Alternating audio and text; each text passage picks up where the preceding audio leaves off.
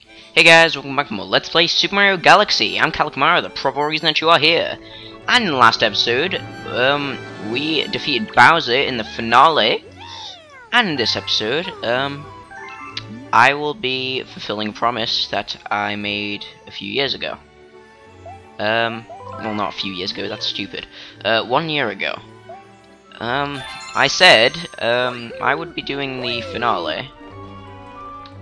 Yeah, I would do the finale, and then I'd release this thing called the Storybook special a while later. But unfortunately, I didn't really do that. Like, I had other things to contend with, like Galaxy 2 and Wario Land anyway. Yeah, I just sort of took a different track.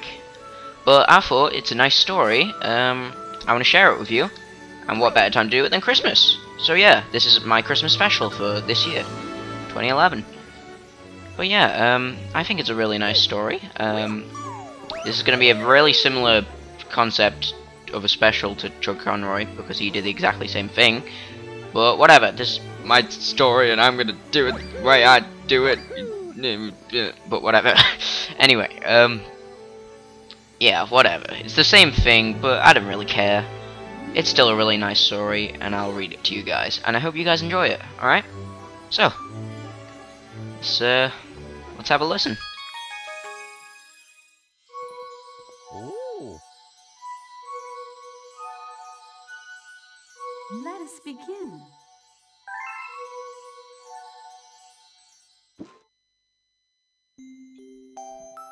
Chapter 1, The Celestial Duo. Our story begins a very, very long time ago with a young girl. One day, this girl spotted a rusted spaceship holding a small star child. "What's your name? Are you lost?" the girl asked the star child. "I'm Luma, and I'm waiting for Mama. She's coming for me on a comet," said the star child, who had been waiting day and night. "Don't worry, I'll wait with you," the little girl promised Luma. At nightfall, the little girl borrowed her father's telescope and peered into the sky. She looked and looked, but she saw nothing. Hours turned into days, and then years, but still the sky revealed nothing. Finally, the little girl sighed and said to Luma, "If we stay here looking much longer, I'll be an old lady soon." But then she had an idea. "Why don't we go out there and find your mother ourselves?" The girl and Luma fixed up the rusty spaceship, and then the two set sail into the starry sky. And this is how the search for the Celestial Mother began. Chapter 2, Starbits. Days passed with no sight of the comet, or even a single planet. Instead, asteroids extended for as far as the eye could see. "If I'd known it was going to take this long, I would have packed more jam," said the little girl, above the rumble of her belly. Before they left, she had packed all the essentials: telescope, butterfly net, stuffed bunny, bread, milk, jam, and apricot-flavoured tea, but "I forgot to bring water." At this, Luma burst into gales of laughter, and the girl began to pout. "As long as I have starbits, I'll be fine," said Luma. "Want some?" The little girl couldn't stay mad after hearing this. Luma continued to laugh, and the girl couldn't help but join in. "Alright, maybe just a nibble."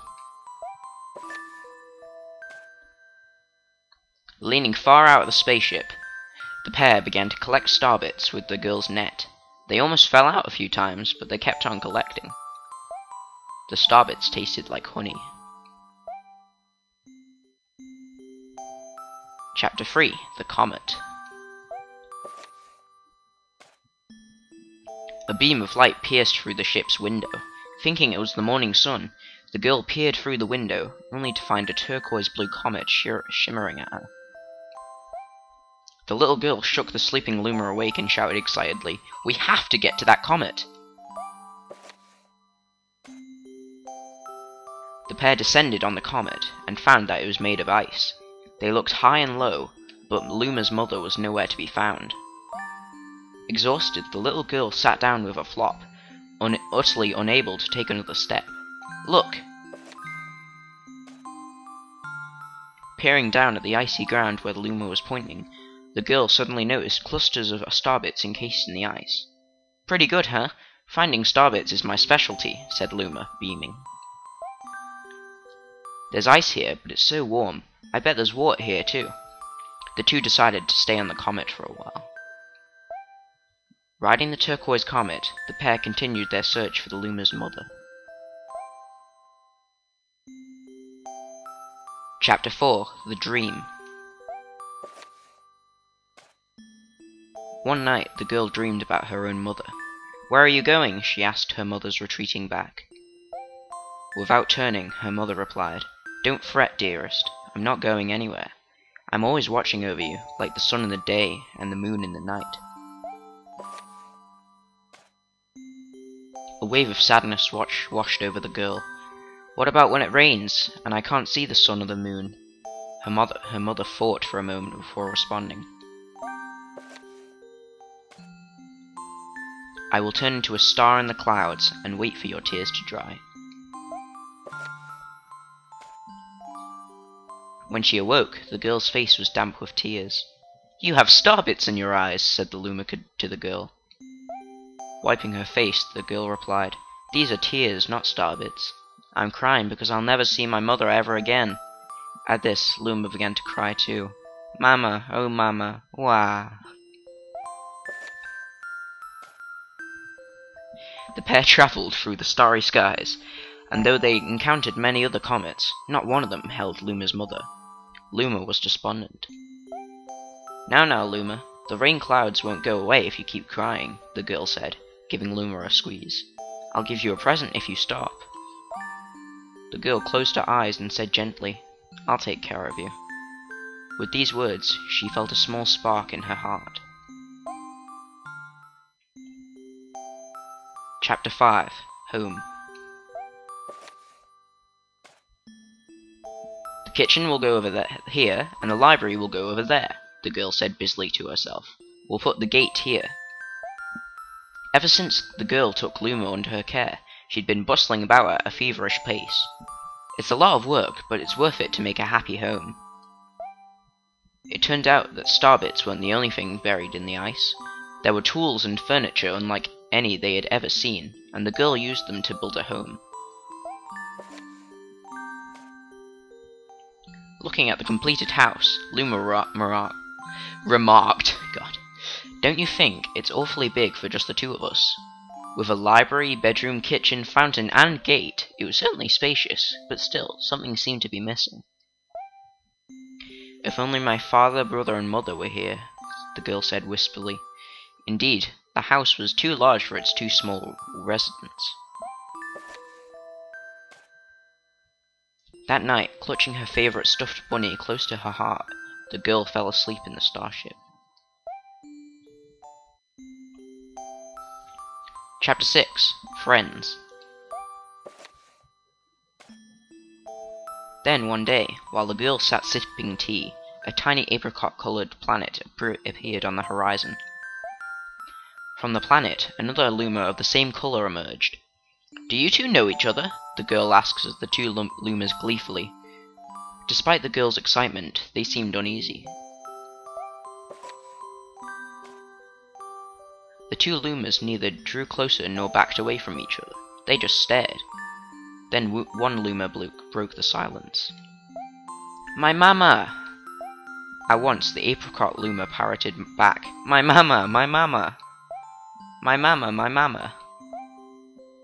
The two Lumas began to dance around the girl frantically, and neither showed any sign of stopping. The girl was so charmed by this adorable scene that she couldn't help but laugh. And that's when something very strange happened. Suddenly, more Lumas began to pop out from the apricot planet. They were different colours, but they all shouted the same thing. My mama! My mama! The sight of all the shouting Lumas only made the girl laugh harder. What am I going to do with all these children? The Lumas just stared blankly as she doubled over laughing. I guess we'll have to name each and every one of you. Tomorrow, once she had finished naming them all, she would begin moving all the Lumas into the new house. Chapter 7. The Telescope. After seeing their 100th comet, a sudden thought popped into the girl's head. I wonder if my home planet is still as blue as it was. That's when she remembered her father's telescope. Peeking into the telescope, a tiny blue dot floated into sight. It was smaller than a star bit. How strange, it's so far away, but it feels so close. She twisted the knob of the telescope, and the blue dot grew until she could make out a grassy hill dotted with flowers. It seemed very familiar to her. Zooming even closer, a terrace on the hill came into view. I used to go stargazing there when I lived on my home planet. She remembered rubbing the sleep out of her eyes as she followed her father up that hill to look at the stars. She remembered how she and her brother would sled down that hill. She remembered having picnics with her mother on that hill on bright and windy days. And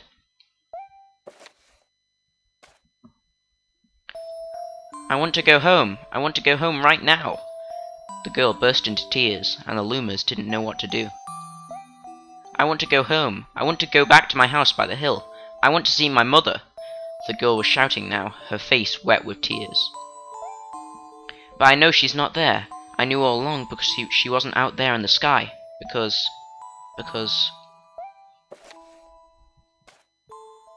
She's sleeping under the tree on the hill.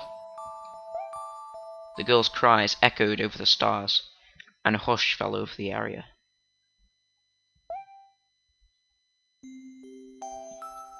Chapter 8. The Wish. Though usually quite cheery, one day the girl became sad again. Luma drew close and tried to comfort her. Mama, you still have me.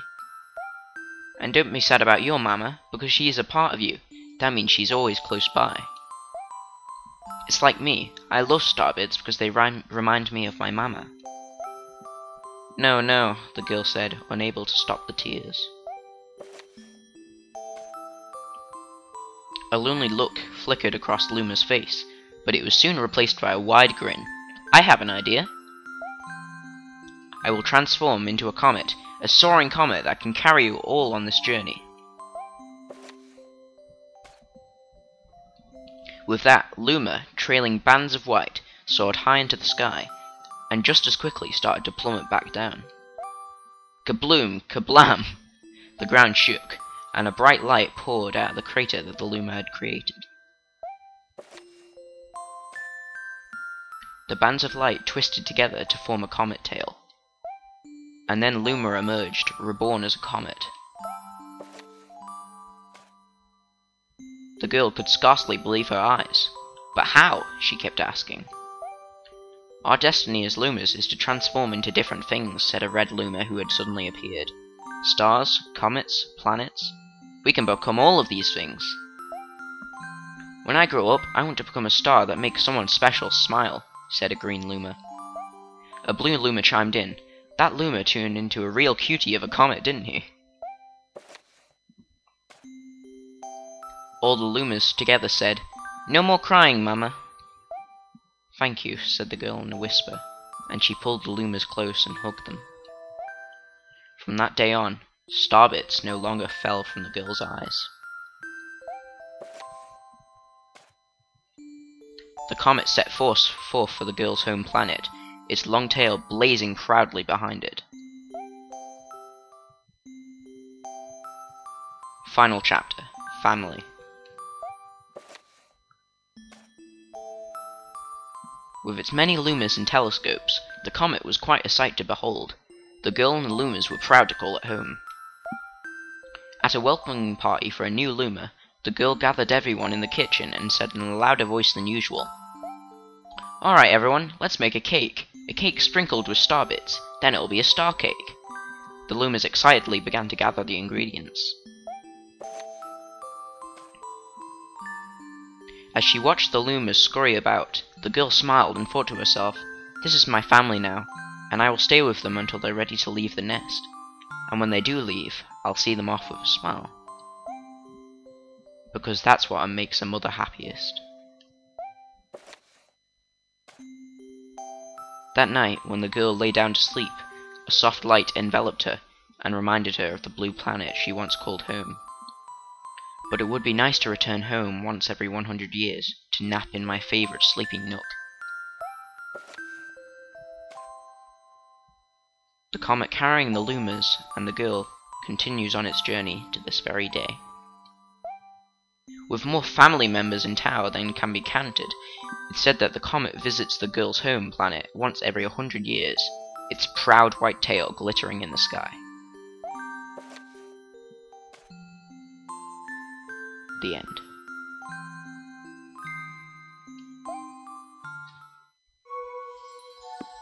That's all.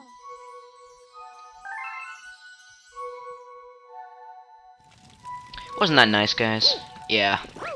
Okay, well that's the end really. If you want to read it again, you can read it in the storybook here. Yeah, just a little look around this place. It's quite atmospheric, it's very nice. I wouldn't mind having a library like this.